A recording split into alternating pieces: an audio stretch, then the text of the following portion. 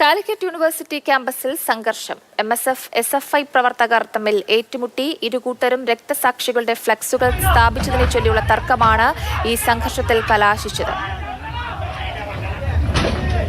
MSF, SFI പ്രവർത്തകർ തമ്മിലാണ് ഏറ്റുമുട്ടിയത്. അതിന്റെ ദൃശ്യങ്ങളാണ് മാതൃഭൂമി ന്യൂസിലൂടെ പ്രേക്ഷകർ കണ്ടുകൊണ്ടിരിക്കുന്നത്.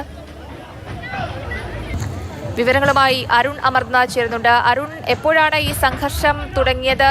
സംഘർഷത്തിൽ എന്താണ് ഇപ്പോഴത്തെ ഏറ്റവും പുതിയ വിവരം? ജയലക്ഷ്മി, അല്പസമയം മുമ്പാണ് ഇത്തരത്തിലൊരു സംഘർഷത്തിലേക്ക് കാര്യങ്ങൾ നീങ്ങിയതായി അറിയുന്നത്.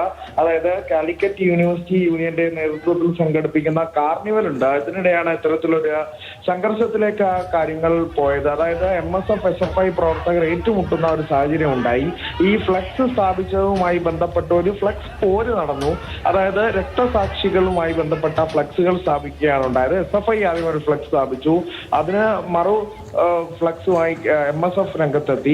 അങ്ങനെ ഒരു ഫ്ലക്സ് പോര് നടന്നു. ഇതുമായി ബന്ധപ്പെട്ട വാക്പോരാണ് ഇത്തരത്തിലൊരു സംഘർഷത്തിലേക്ക് കാര്യങ്ങൾ നീങ്ങിയത് എന്നുള്ളതാണ് അറിയുന്നത്. ഇരു കൂട്ടരും ചേർന്ന് ഈ ഓഫീസ് ഉൾപ്പെടെ അടിച്ചു തകർക്കുന്ന രീതിയിലേക്കൊക്കെ കാര്യങ്ങൾ എത്തി എന്നുള്ള ആരോപണമൊക്കെ ഇരു വിഭാഗത്തിന്റെ വിദ്യാർത്ഥി അംഗങ്ങൾ എന്തായാലും ഇപ്പോൾ അറിയിക്കുന്നുണ്ട്. നേരത്തെ ഒരു അരമണിക്കൂർ മുമ്പാണ് ഇത്തരത്തിലൊരു സംഘർഷങ്ങളിലേക്ക് കാര്യങ്ങൾ എത്തുന്നത്. അധികൃതർ ഉൾപ്പെടെ ഇടപെട്ട് ഒരു സമാധാനത്തിലെത്താനുള്ള ശ്രമം നടത്തുന്നുണ്ട് എന്നാണ് നമ്മൾ എന്തായാലും അറിയാൻ സാധിക്കുന്നത്. ജയലക്ഷ്മി.